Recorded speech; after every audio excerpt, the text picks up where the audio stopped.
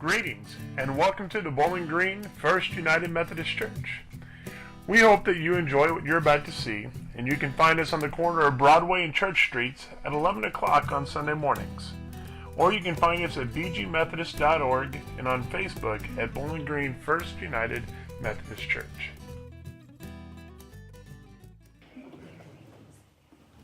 The Christmas season is one that is full of joy and happiness and all of those good things, but according to the Christian calendar, that doesn't actually start until the day of Christmas. Then we get Christmas time, which goes from Christmas Day through Epiphany, but that comes after Advent. Advent is the first part of the Christian year. In fact, today is the start of the new Christian year. The first day of Advent, the first Sunday of Advent, starts our new year. And it starts 4 Sundays before Christmas. This year we have, it's very short. It's the shortest that Advent normally is ever going to be because Christmas Eve is also on the 4th Sunday of Advent. And so everything gets kind of compressed down a little bit this year. But Advent doesn't start with that joy and happiness. It starts with heartache and pain, and more importantly, it starts with the painful prayers of folks who are crying out, who are hurting and suffering and trying to understand, who in many ways are just uncertain of the world that they are a part of at this moment, and so they cry out. And we're going to be following these stories, these prayers that these folks are making over these next few weeks. And these are the prayers that rose up from those people that were hurting. And it's the prayers that rose up and were heard by God. But theirs is a familiar kind of pain when they let them go. Because you all know what this time of year can be like. For the heights of joy and happiness and the celebrations that we have, if you felt lost at all, in so many different ways, you know that you can also feel that even more acutely at this time of year. It becomes just a little bit more poignant as we experience those things and those people and those places and those situations that have been lost to us. I have to admit, this season has taken me a little bit longer than normal to get into the Christmas spirit. It's been a long couple of months, and then I had to, and then the last couple of weeks I've been down with the cold, and so finally yesterday, after a little bit of encouragement, we broke down and I went over to the walk-in clinic and sat there for 3 hours before they could get us in. They gave me a steroid shot, gave me an antibiotic, and sent me home, and I took a nap for 2 hours after we got home. It was really pretty good, and then we got up and we started putting up Christmas decorations, and I told them last night, I said, okay, I'm starting to feel a little bit more in the Christmas spirit now. I hadn't quite got there yet. I saw wreaths going up and decorations going up, and I have a feeling this afternoon I'll probably be pouring the tree up out of the basement, and we'll kind of get our tree, we'll finish getting decorated. But it took me a little while this year. But you all know what this is like. You know what it's like when you feel that kind of pain that comes when one of your kids is hurting or struggling. It's a kind of pain many folks around the area feel when the crops fields are dry and the crops didn't turn out quite like they expected.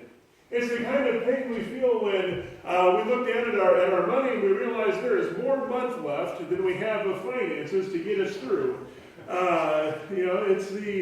It's the kind of pain we feel for so many different things.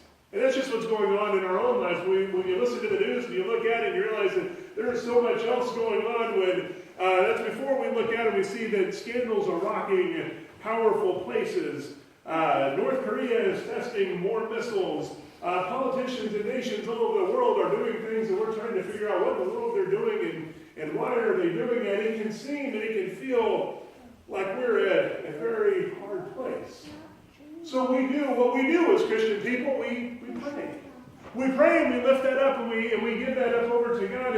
And this is nothing new. In fact, there's a special kind of prayer for this time when we are in this kind of place. There's a special kind of prayer that we lift up. And in Jewish tradition, they call this a prayer of lament.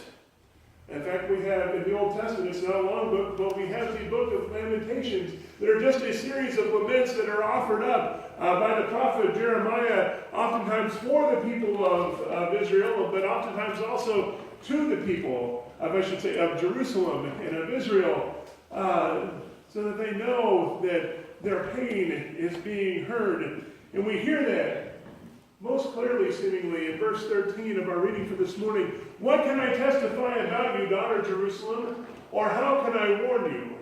Or to what could I liken you? To what could I compare you? With what can I acquaint you? How can I comfort you, young woman, daughter Zion?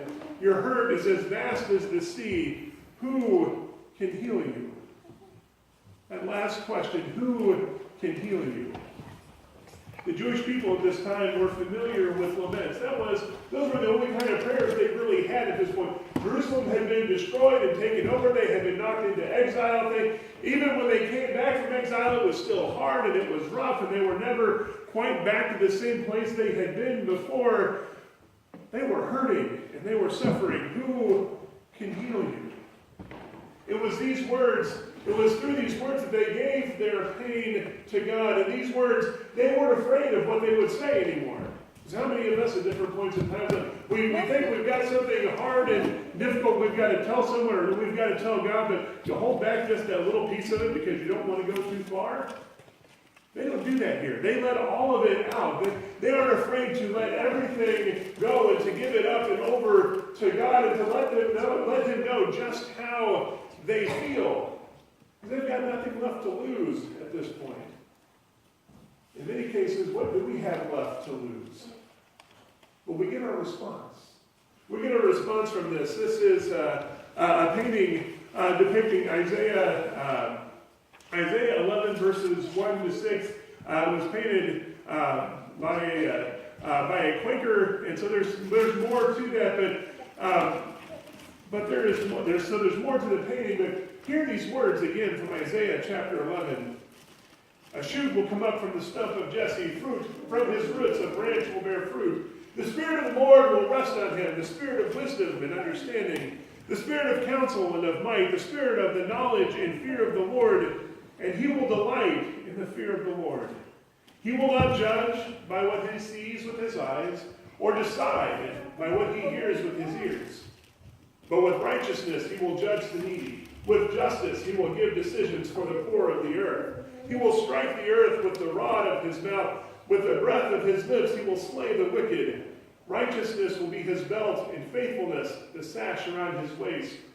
The wolf will live with the lamb, the leopard will lie down with the goat, the calf and the lion and the yearling together, and a little child will lead them. And a little child will lead them.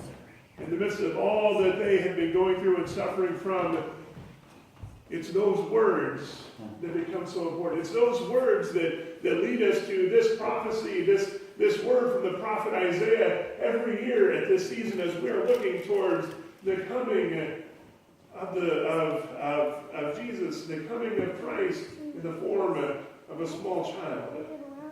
Their lament that Israel was offering up and the people of Jerusalem were offering up to God has another point that they make in there.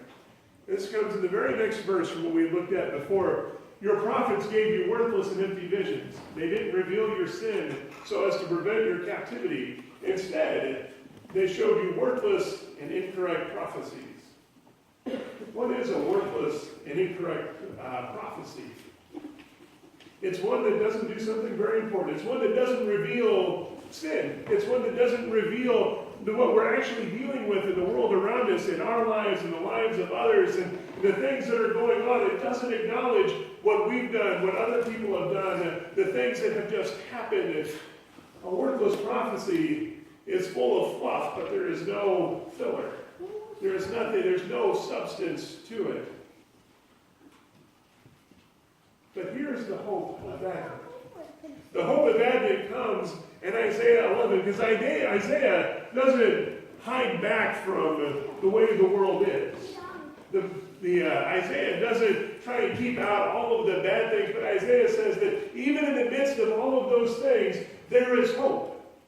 And a little child will lead them. This is the season where we see that hope. where our laments are heard, where God hears what it is we're going through, where we don't have to hold back, where the pain in our prayers is answered not with fanciful promises that neglect the sin, that neglect the reality of the situation we're in, but instead gives us encouragement to be faithful and the hope that there is still more to come. That where we are now isn't an end, and that God is still at work, and that we can look to a better future. Through this season of Advent, give God your laments. Don't hide them away. Give them to Him. Let Him hear the good things, but also the bad things, but don't hold any of it back. And know that there is still hope to come. And we see it most clearly, that hope that is coming in the celebration, in the birth of a child. When we come to the end of this season, and when we begin the season of Christmas time, and the joy and the celebration is we know with certainty and with assurance that what we have put our faith in is not hopeless, but it's hope-filled. Let us go and do all of this in Christ's name. Amen.